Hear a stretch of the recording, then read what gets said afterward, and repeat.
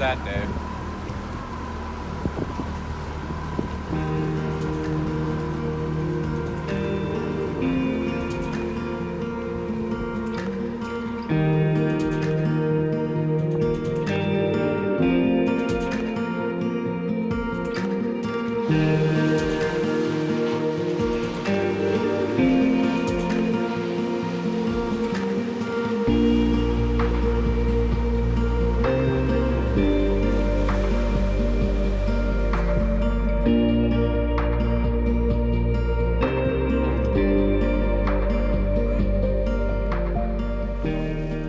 Yep, sad day. Boys are gone. Flew out a couple of days ago. It's amazing how fast a month flies by just like that. And it sure got quiet around here in a real hurry. But for me, it's time to get back to work. So I got lots to do. I enjoyed my time with the boys. I'm so glad you guys both made it down. Thanks for coming down, guys. Love to you both, and I'm glad you had a safe trip home and can't wait to see you down again. Until then, I'm going to have my plate full as I've got a ton of projects that have stacked up while we've been waiting, and now it's time to get working. You guys might remember that load of packages we had come down not too long ago. I got started with a lot of the upgrades and had to put everything on hold, so now it's time to pick up where I stopped and keep going. The first project I started with was the battery upgrade, and I can tell you, since we went all lithium on Sophisticated Lady, it has been like a different world. It's amazing. It has transformed how we live on the boat almost to being more like a house. We have so much power in reserve now, and we don't get any voltage drop no matter what we're doing, so I've switched all the appliances over to electric. We're slowly migrating away from gas and propane and everything else, and basically the engine has just become a backup generator. So most of the time we do not need to run the engine at all. In fact, the entire time the boys were here, even with all four of us, and we were working all the time with laptops and cameras and drones and all kinds of stuff charging, we only had to use the engine, I think, twice in the entire month. The sun powered everything, so that was amazing. So 2 thumbs up to Battleborn. Thank you very much for the help with the upgrade on those batteries. So I'm looking forward to finishing that and working on the rest of the wiring replacement, because I've been upgrading everything on Sophisticated Lady from the ground up, basically. So after that, of course, our next major upgrade is going to be the Watermaker. I've been dying to get at that one for so long, but I know it's going to be a major project because I've got a lot of tubing and things that need to be replaced in the boat. We need to install some sight gauges for the tanks and so forth. So it's going to be a big project. I got my hands full with that one. Once I get into it, it's probably going to be a good 4 to 5 days to a week maybe before that project is completed. So best that I waited till the boys were gone and nobody's around, because I'm going to turn this boat upside down, ripping everything out and getting it ready for the upgrade. And before I forget, since I've got 2 cabins free at the moment, I've got the next patron names that are going to be invited to come down and stay on Sophisticated Lady. So the next names are Teresa Breton and Don Schroeder. Teresa Breton and Don Schroeder. I know both of you guys have been on our patron list for a long time, so if you're able to come down between now and November sometime for a week or so, then hit me up, give me a call. You guys know where to reach me, and we'll set it all up. To the rest of my patrons, if you've been on the patron list for any amount of time and you would like to get one of our new koozies, I've got a whole bunch of these new koozies just made for Team SSL, and Brenden and Justin just brought a bunch of them back to Canada so they can be shipped out from there. So drop me a line if you would like to have one, and we'll get it sent out to you. So today I'm going to share a bit more of my adventure with the boys with you guys, but I'm also going to throw in a couple little projects, including we're going to do a review on a new product that KOVE sent me, a new speaker. And you guys know I've always been a Bose guy. I've got this guy here. I've got the Revolve SoundLink, and this has been my favorite so far. But I've got this new speaker. It's a Bluetooth speaker, and we're going to put it up against the Bose and see how the two compare. So stick around for that, and then we're going to do a tutorial and emergency refrigeration service on board when you're at sea if you have any problems with your marine fridge. To start out with, I'm not sure how many of you know my young son Justin is into photography, so he's not so much into video like Brenden and I, but he's become a very good photographer. And as they say, a picture's worth 1,000 words, right? So here's almost 50,000 words from my son Justin about our trip looking through his camera lens.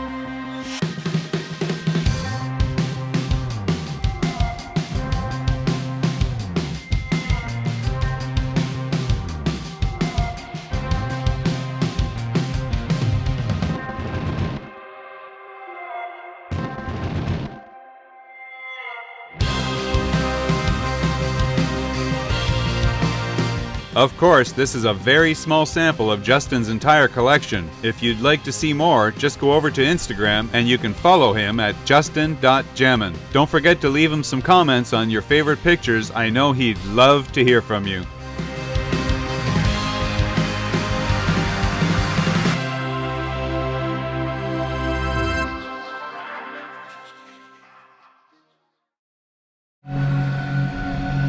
Adventure time.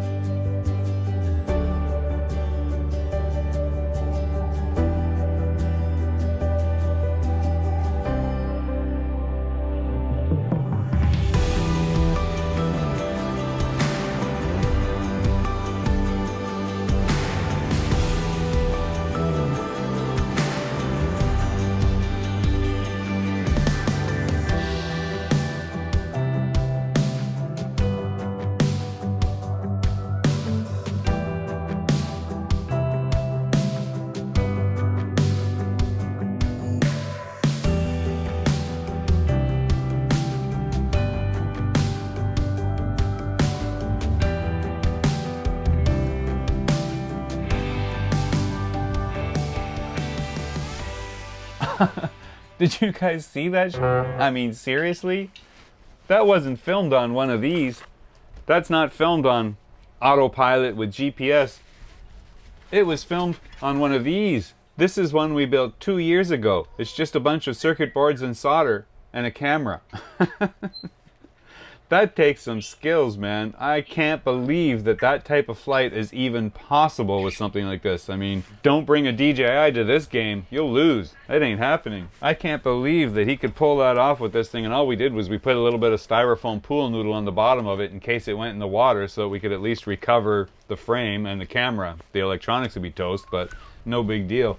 That wasn't even his good one that he just finished building. This is the one that he designed for the flights that we wanted to do down here. And we didn't want to put it at risk right away, so we just used my old junker. I don't want to tell you guys, I actually bought this one from him so that he would leave it here. Not that I think I'm going to become a better pilot. I just wanted him to go home and start with a clean slate and see what he comes up with next. Because I'm sure it's going to be amazing. But he got this old drone flying so buttery smooth and stable, and it was just flying like it was on rails. And this thing is full manual. You're flying it or you're crashing 100%. That's it. And it was amazing just to watch him toss this thing around and through those trees like that. Scary thing is, that's not even the best of it. There's more to come, so stick around. This shot here is just a sample for you guys straight off the camera. No post-production, no stabilization, no color correction, nothing. Just straight off the camera. And look how this thing flies.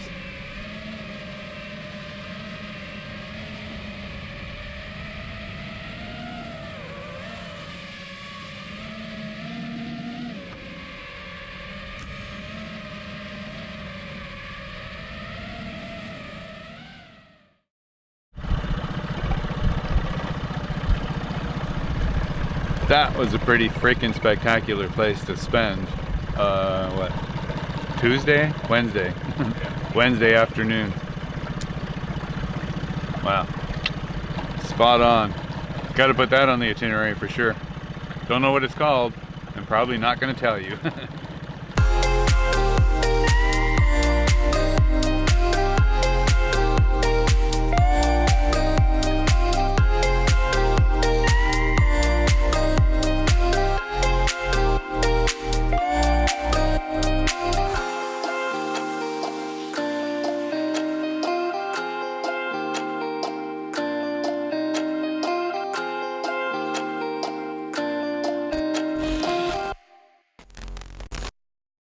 Okay people, it is time to get back to product reviews, and I have a ton of them lined up for this season, so buckle up.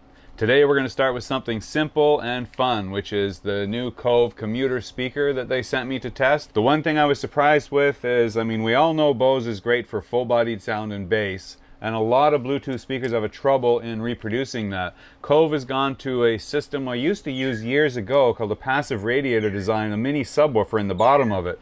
Never seen one implemented in such a small enclosure before, but you can see this little piece in the bottom here. This is actually part of the speaker from the inside, and what it does is it fools a little speaker into thinking that it's in a bigger enclosure to develop more bass. But I am one who puts gear through its paces. I go through a lot of gear, I work it hard, and in our lifestyle, I mean, you got to expect that. We're in salt water, we're in sunshine, we're in constantly moving environment.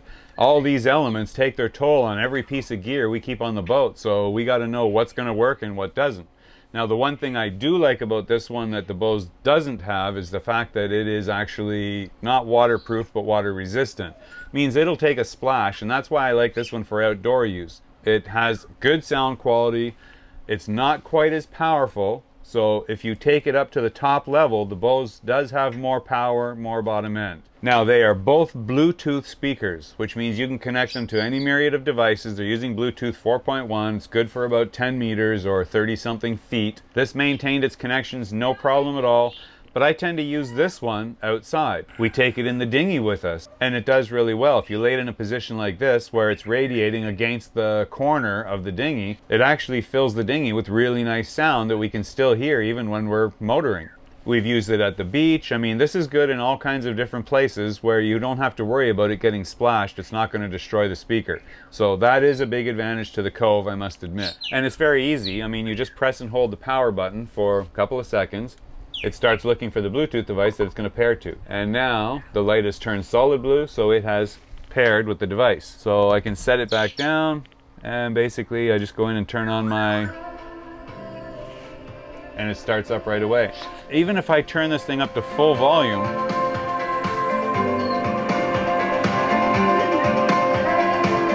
there's no distortion. It's actually very clean, it's not harsh, it's not hard on the ears, it's a nice sound.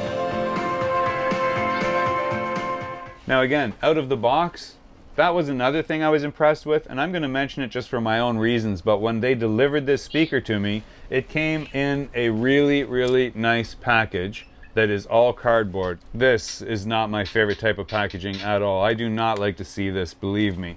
This is fully recyclable anywhere. This is recyclable some places, but down here where we live, no. And the benefit to the paper products packaging is it's going to biodegrade in a very, very short amount of time if it's not recycled. You put something like this, if it doesn't make it to recycle and it ends up in the ocean, I'm going to be bouncing my boat off this for probably 1,000 years plus if I was around that long. And you know, that doesn't impress me. So manufacturers, if you're listening, I would really like to see more of you start focusing on your packaging, and we don't need to see this much plastic on one single product. We don't. Anyway, just my own little point. But aside from that, back to the speaker itself. If you want to find out more about the product, you can go to their website. I'll set up a link right here, and I'll put a link in the text description. It's koveaudio.com, and if you go to koveaudio.com/captain, you will find this product specifically, and if you use the code name CAPTAIN at checkout, they'll give you the 65% discount, which takes it down to, I think, around $70. That's not a bad deal at all. Anyway, that's it for today's product review. Let's get on with the show and back to the adventure.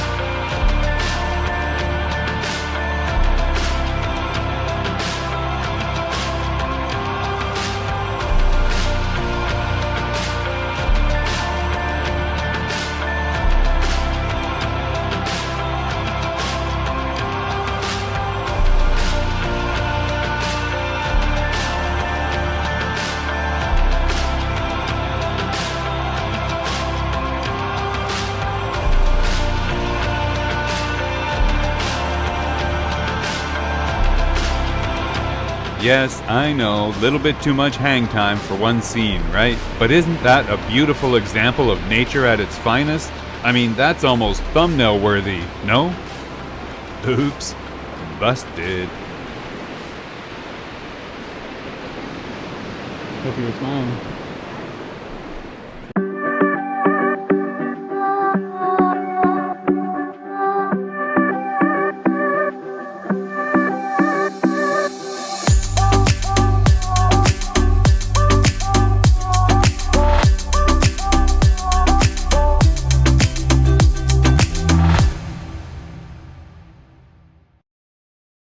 Voilà, ça coûte.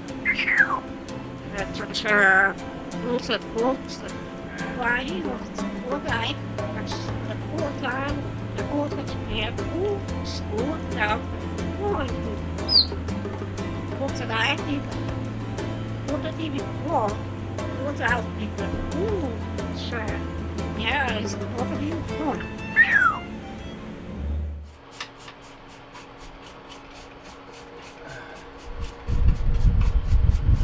Yes, thanks, Tiki.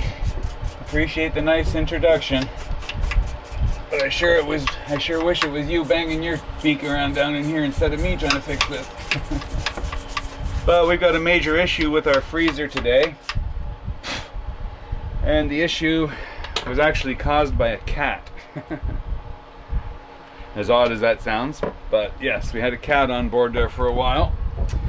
And the cat somehow got in to my nav station. Still haven't figured that one out, but decided that it liked a nice cozy spot nestled on top of my refrigeration systems, which you can see are both right here. So it sat down on the fridge and just went to sleep one day, I guess, and 5 or 6 pounds of cat doesn't go so good with all the cooling coils and all the refrigeration tubing and the joints and everything. So one of the joints flexed and caused it to leak, so we ended up losing all of our pressure out of the freezer and wondering why. Well, then we found out the cat was in the freezer, and that answered that. So I managed to solve the problem temporarily just with a quick fix I picked up at one of the automotive stores. But of course I don't have automotive systems, so I didn't have an automotive adapter. Now I've got professional gauges for the boat and everything here, but I didn't have one of the big 30-pound tanks of Freon left anymore because I haven't needed it in quite a while. So basically I found an emergency patch, as you might call it, which is just this stuff, but it's just a generic brand of 134A refrigeration refrigerant, and not very effective, unfortunately. Compounded by the fact that because we lost all the pressure on the low side, the system started drawing vacuum in through the low side, so of course where the leak was, where the pressure originally leaked out, it started drawing air into the system. So now, if I take you over to where the fridge and freezer are, I can show you what the end result of that was. So Sophisticated Lady came with 2 refrigeration systems. We've got a fridge on one side and a freezer on the other. Both are about 8 to 9 cubic feet, so fairly large, so a little bit beyond what the scope of the normal refrigeration system is going to do. Now, the fridge is fine. You can have a look inside here and you can see that we've got a rather large fridge, and I've built a whole bunch of cabinetry and shelving inside of it and everything, and we've got our day basket on top. But when you look down inside, you'll see that it goes down quite deep, and this is our holding plate right there. The holding plate is actually the refrigeration plate, and this is just like a battery but for cold. That's why it's like 2 inches thick, because you can run the compressor for a long time and freeze that down, and then if the compressor stops for quite a while, that will still keep the fridge cold even if the refrigeration system's not working.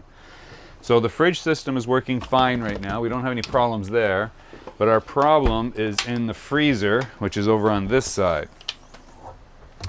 So on this side, we've got dual holding plates. There's one here and there's another one over on this side.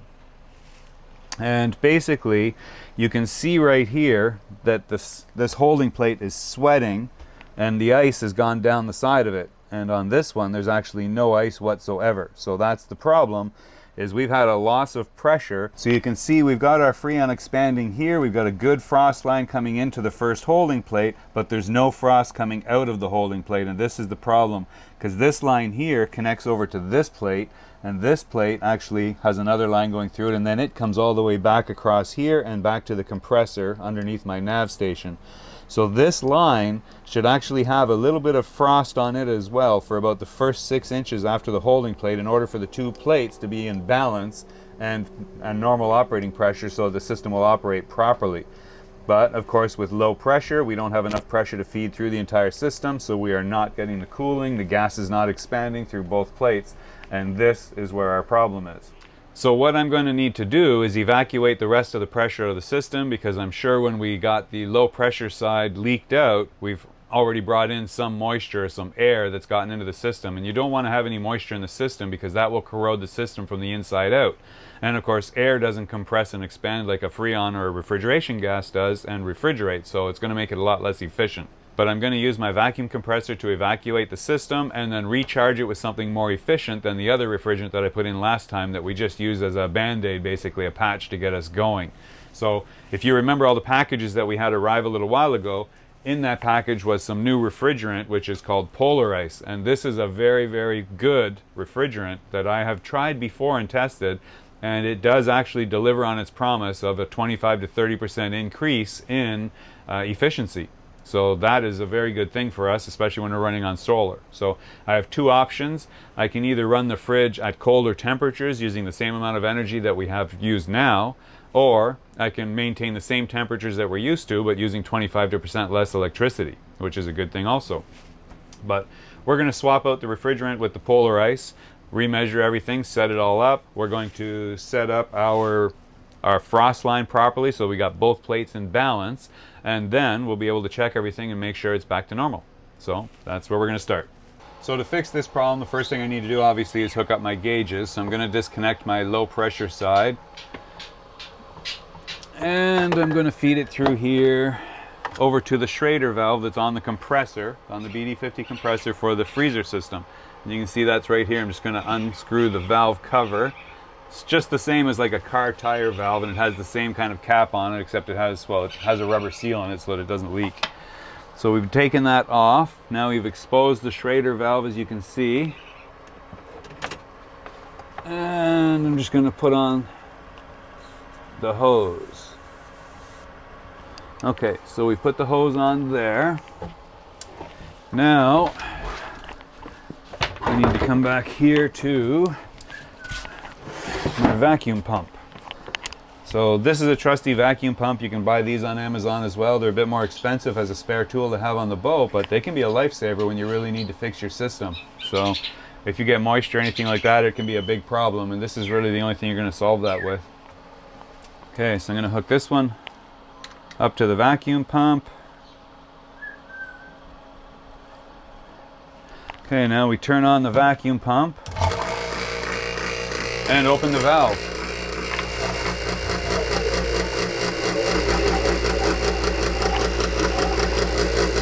And it will immediately start to draw out and get all the vapor that's in the system that's locked in and just draw it all out. So now I'll go up and shut off the refrigeration compressor so that it's not running while we're doing this, and then it's going to have to run for probably about half an hour to draw down to a good point of vacuum where it will actually vaporize and atomize any moisture that's in the system. Okay, so I ran the vacuum pump for about 20 minutes to draw all the pressure down in the system into deep, deep cycle vacuum, just like outer space, around 30 inches of mercury. And you can see on the gauge here, I closed it all off, locked the pressure, and you can see on the gauge here that it has been holding. I've left it sit for about 30 minutes now, and it has not budged from just around 30 inches of mercury, so it's holding perfect vacuum. This is good because that means we don't have any leaks. So at least we know that wherever the leak was originally is now sealed, so we don't have that problem anymore. So it's holding vacuum, we're good to go there. Now what we're going to do is I've got my Polar Ice. I've hooked it up to a car valve system, because you can buy these on Amazon also for about 20 bucks, and if you're just going to do a simple recharge, a top up or anything like that, this will be fine. But if you're going to do what I'm doing here and take the pressure down using a vacuum pump, you need to have a set of professional gauges to isolate the two, so that when you're done vacuuming out, you can lock this gauge and it locks the vacuum inside the unit.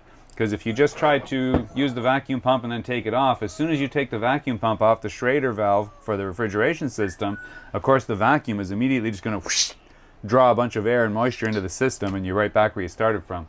So this isolates the two. You lock that, turn off the pump. Now we can unscrew this. And now we've removed the vacuum pump, and you can see we haven't dropped any pressure. We're still holding 30 inches of mercury, so we're good there.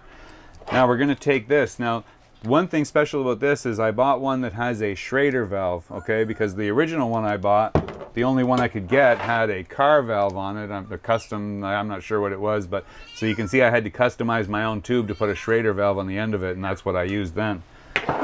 But for the sake of about 20 bucks, you can buy one of these with the pressure gauge, and it has the Schrader valve already on it and a pressure gauge. You can screw this right onto here. Okay, now, one thing you do not want to do, you just hook this up. This line is still full of air. This is I've seen a lot of even fridge techs make this mistake without evacuating your lines. You need to get the air out of the line first. So don't just open this up, or you subject the vacuum and it will suck all this air straight into the tube and straight into your system. So the way to do that is just to open this up. So I've already pierced the valve. Now we're just going to unscrew it until we open up pressure into the system, and you can see I've got pressure now. There's positive pressure. And then we're just going to unscrew this a little bit until we get some pressure comes out. There. And right there is where we've got no more air in the line. It's all refrigerant. Okay, so we give this a good shake. And now is when we're going to open this up and flood the system with some of the refrigerant. Now, this is more refrigerant than the system needs, so we don't want to fill it right up, and we don't want to fill it too fast. You just open it up slowly and just let it slowly fill the void. The vacuum sucks the fluid in. And just stop and check it once in a while and let it equalize. We're not going to turn the refrigeration compressor on just yet. We're actually just going to keep putting in pressure until it equalizes on this side, and then we'll turn on the pump, like the fridge compressor, and let it start pushing through to the high pressure side, which is going to fill up the holding plates on the other side. Okay, so we've got a good amount of pressure in there now. I'm going to go ahead and turn on the fridge compressor. You can see right now it's coming up to about 40 pounds, and that's going to drop very fast when I turn on the compressor and it starts to equalize the two sides. So it's evening time now, and I'm just adding in a little more pressure at a time until I get it to stabilize around 25 to 30 pounds, because my system is completely defrosted right now, so of course it's going to take more pressure to get it to freeze down. Once I get this locked in, I'm going to let it run overnight, and then we should see somewhere just around 15 pounds tomorrow. Dawn of a new day, and I've been checking the gauges. So over the course of the night, I managed to keep it stabilized, and it is sitting perfectly at 14 pounds per square inch, which is about where mine should be when it's frozen. And now we're just going to have a look inside the freezer and see what we got. Let's have a look. Okay, first thing we see is we've got a good amount of frost right there. That's good.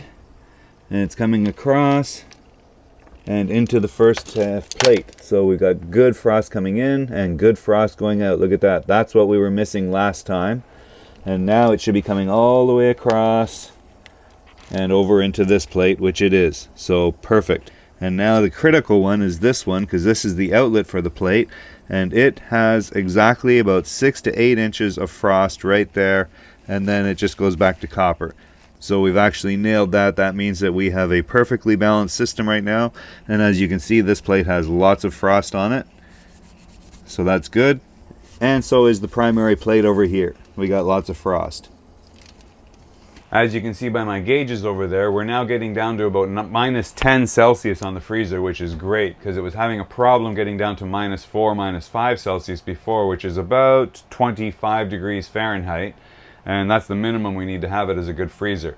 Now I'm down to minus 10, which is about 14 degrees Fahrenheit. So, muy bueno. So I have to admit, I actually planned to put a lot more in this episode about the refrigeration, but by the time I got around to editing it and everything, I thought, no, that's way too much for one episode. So I trimmed it down to this, not really a tutorial, kind of more like just walking along with me on one of my repairs of something that needed to be fixed. So I just wanted to familiarize you guys still and get you thinking about these kind of ideas that, you know, there are things on board that you're going to have to deal with at sea or otherwise where it's going to need to be fixed on the fly, and you got to be able to know how to do it, or you got to be able to afford to pay somebody else to do it. And fridge techs are expensive, that much I can tell you. I got my fridge tech license about 20-something years ago, and I spent 2 years apprenticing with a marine refrigeration company and a marine alternative energy company as well. So There's a lot of knowledge I can pass along to you guys, but obviously it's gonna have to come in little snippets through a lot of videos. So I hope you enjoyed the episode. If you did, don't forget to like it, share it to your friends, and if you're not subscribed, please consider subscribing, and don't forget to ring the bell so that if you want to be notified when we have new episodes released, you'll get a notification automatically. Thanks again for watching, everybody. You know I appreciate it. Stay safe out there, and I will see you next episode.